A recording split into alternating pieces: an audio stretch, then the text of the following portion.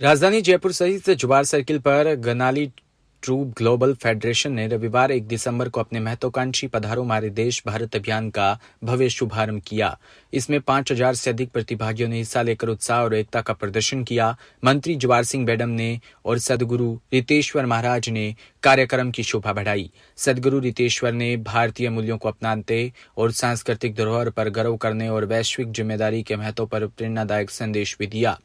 जवाहर सिंह बेडम ने आह्वान किया। सुबोध पब्लिक स्कूल की शिक्षिका सुमन सक्सेना और माय एफएम के आरजे शिवांगी ने कार्यक्रम का संचालन भी किया, जिनकी ऊर्जावन मेजबानी से दर्शकों को पूरे समय जोश से भरपूर कर दिया। इस कार्यक्रम में alpha international academy, Subodh public school, Vardhaman international school, Sainik school, science international school और सरदार पटेल स्कूल जैसे प्रमुख विद्यालयों ने भी योगदान दिया।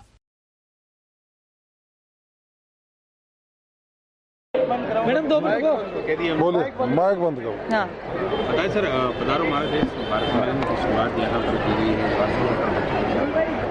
देखिए, मैं धन्यवाद देना चाहूँगा अमरजीत और गोपिका को, जिन्होंने आज पधारो हमारे देश भारत की थीम पर एक मैराथन का आयोजन किया।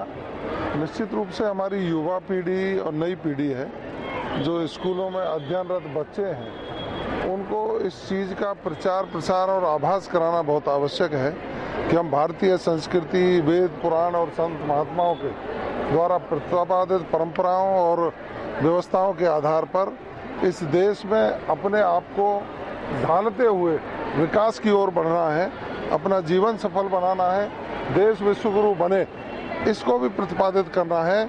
लेकिन यह सही है कि हमें अपने मूल को नहीं भूलना चाहिए, हमारी संस्कृति को नहीं भूलना चाहिए, सनातन को नहीं भूलना चाहिए। और सनातन और संस्कृति मजबूत होंगे तो ये देश मजबूत होगा। मैं धन्यवाद और बधाई और शुभकामनाएं दूंगा कि पधारो मेरे देश भारत, ये मुहिम आगे बढ़ेगी और इस देश के विकास में मील का पत्थर साबित होगी। नमस्कार सर, जय हिंद। इस भारत में किस तरीके का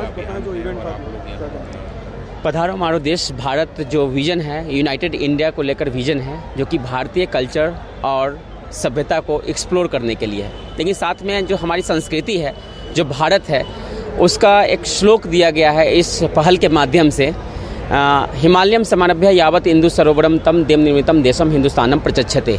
यह देश जो है देवताओं द्वारा निर्मित देश है, हिमालय से हिंद महासागर तक फैला हुआ है। तो यह देश की जो जिम्मेदारी है वह एक डायलॉग, ट्रूप स्पिरिट के साथ डायलॉग पे आधारित है, जिसका विजन है my country, my responsibility, my pride. 4 चीज़ पे साथ यह लक्ष्य पे है, climate, community, culture and cooperation.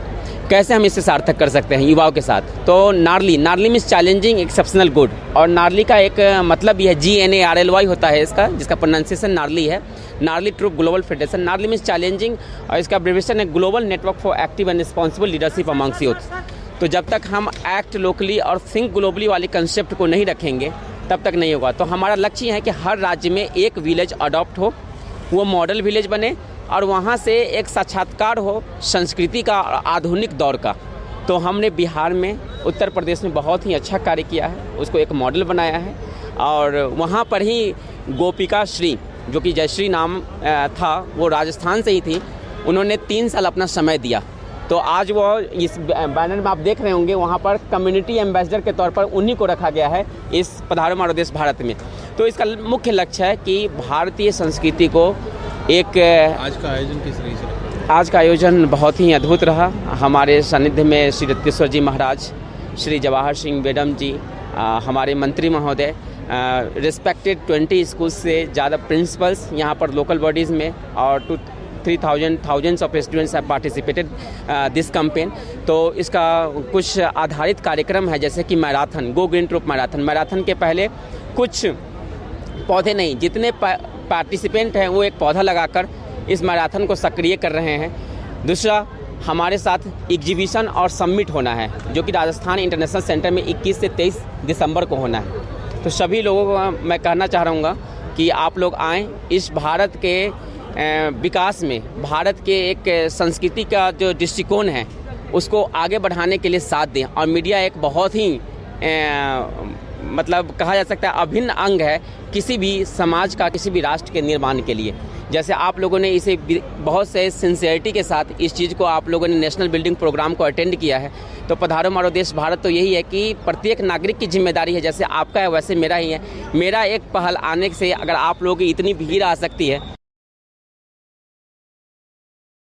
Bhilwara के मेवाड़ के आराध्य देव श्री सांवलिया सेठ के मंदिर में अमावस्या पर भंडार की गिनती शनिवार को शुरू हो गई। गत माह गिनती नहीं हो पाई थी, ऐसे में 2 माह के भंडार की गिनती शुरू हुई। पहले ही दिन दान राशि से 11 करोड़ रुपए पार हो गए। शनिवार को 11 करोड़ 34,75,000 रुपए की गणना हुई है। पहले दिन प्राप्त 11 करोड़ में से सभी 500-500 के नोट है। शेष राशि की गणना सोमवार को हो जाएगी। बता दें, श्री सांवलिया जी के भंडार में हर माह करोड़ों रुपए की राशि आती है। इसके साथ ही सोना चांदी भी आता है। इस दौरान मंदिर मंडल के चेयरमैन भेनुलाल गुर्जर, एडीएम प्रशासन और मंदिर मंडल की सीईओ प्रभा गौतम और प्रशासनिक अधिकारी भी उपस्थित रहे।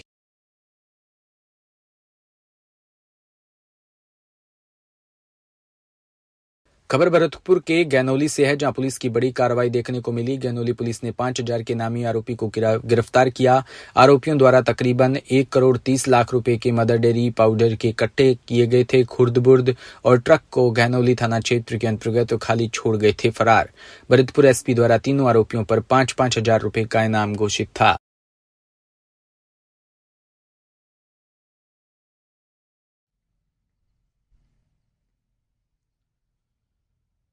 थाना आजा के प्रकरण संख्या 36/2024, जिसमें ट्रक ड्राइवर द्वारा करीब 1 करोड़ 30 लाख का मदर डेयरी के पाउडर के कट्टे थे, उनको खुर्द-बुर्द कर दिया था। उसके बाद इन्होंने ट्रक को यहाँ हमारे थाने इलाके में खाली छोड़ दिया था, जिस पर प्रकरण दर्ज हुआ और दौरान अनुसंधान मुलजिमान घटना के वक्त से ही फरार थे, जिस पर श्रीमान पुलिस अधीक्षक कार्यालय से 5-5 हजार रुपये के इनाम घोषित किए थे 3 मुलजिमों पर, जिस पर ड्राइवर साकिब सनोफ उजीर निवासी चिल्ला। सूरतगढ़ से खबर, जहां राजस्थान राज्य उत्पादन निगम के सीएमडी देवेंद्र रिंगी ने थर्मल पावर प्लांट में निरीक्षण किया। चीफ इंजीनियर टीआर सोनी, केसी सिंगल व अधिकारियों के साथ बैठक कर संचालक की जानकारी ली। उत्पादन निगम के बिजली अधिकारी व कर्मचारियों ने सीएमडी से मुलाकात कर निजीकरण करने का जोरदार विरोध किया। कर्मचारियों ने सीएमडी को मुख्यमंत्री के नाम भी ज्ञापन सौंपा।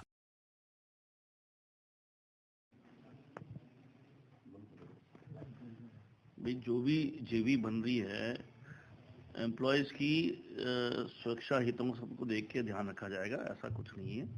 एम्प्लॉयज़ को परेशान होने की ज़रूरत नहीं है, उनका पूरा ध्यान रखा जाएगा, उनकी सैलरी का ध्यान रखा जाएगा, उनकी सर्विस का ध्यान रखा जाएगा। और इसलिए मेरा तो ये है कि जेवी बन रही है अपने स्टेट के हित के लिए बन रही है।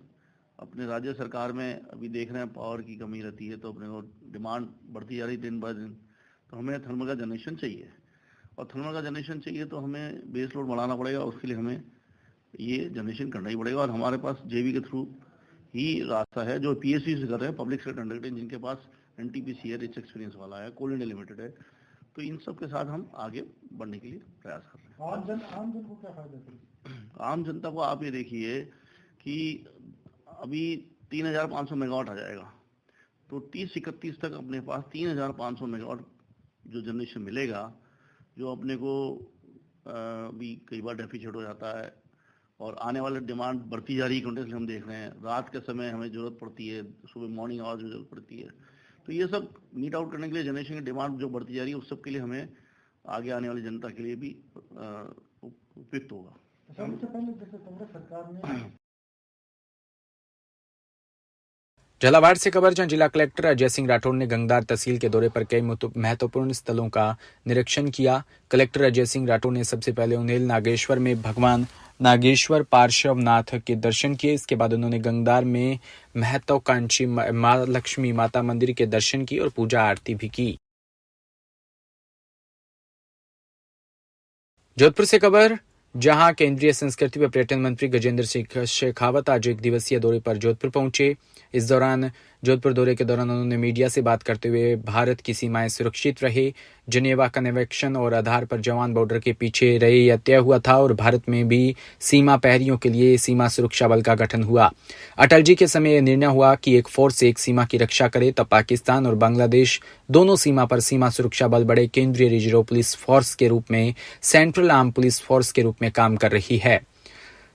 वहीं काम के अनुरूप सीमा की रक्षा ही नहीं, सुरक्षा करना निश्चित ही। सीमा सुरक्षा बल ने बॉर्डर सिक्योरिटी को लेकर अद्भुत काम किया।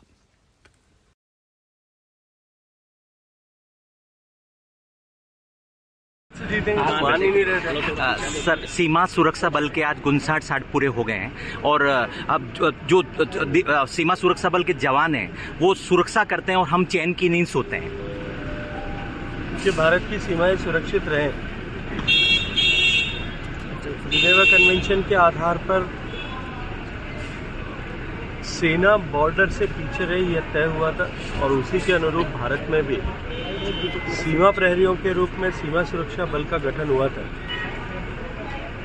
श्रद्धेय अटल जी के समय में ये निर्णय हुआ कि एक फोर्स एक सीमा की रक्षा करे, तब से लेकर के पाकिस्तान और बांग्लादेश दोनों सीमा पर सीमा सुरक्षा बल देश के सबसे बड़े केंद्रीय रिजर्व पुलिस फोर्स के रूप में, सेंट्रल आर्म पुलिस फोर्स के रूप में काम कर रही है और अपने नाम के अनुरूप सीमाओं की रक्षा ही नहीं, सुरक्षा करना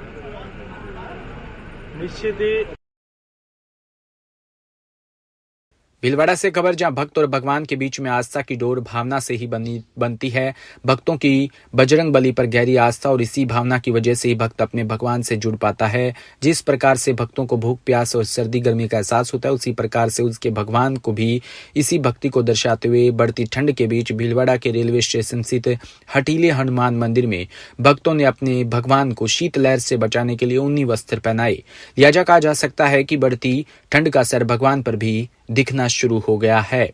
भीलवाड़ा के रेलवे स्टेशन स्थित हटीले हनुमान मंदिर के पुजारी बाल किशन शर्मा ने बताया कि जिस प्रकार से भक्तों को भूख प्यास और सर्दी गर्मी का एहसास होता है, उसी प्रकार से भगवान को भी इसी भक्ति को दर्शाने के लिए बढ़ती ठंड के बीच भीलवाड़ा शहर में रेलवे स्टेशन स्थित श्री हटीले हनुमान मंदिर में भक्तों ने अपने भगवान को शीतलहर से बचाने के लिए ऊनी वस्त्र चढ़ाए हैं।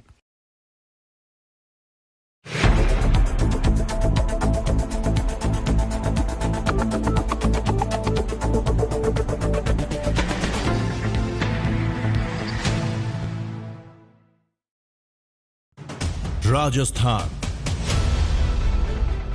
समृद्ध विरासत है इसकी शान, रंग बिरंगी पहचान,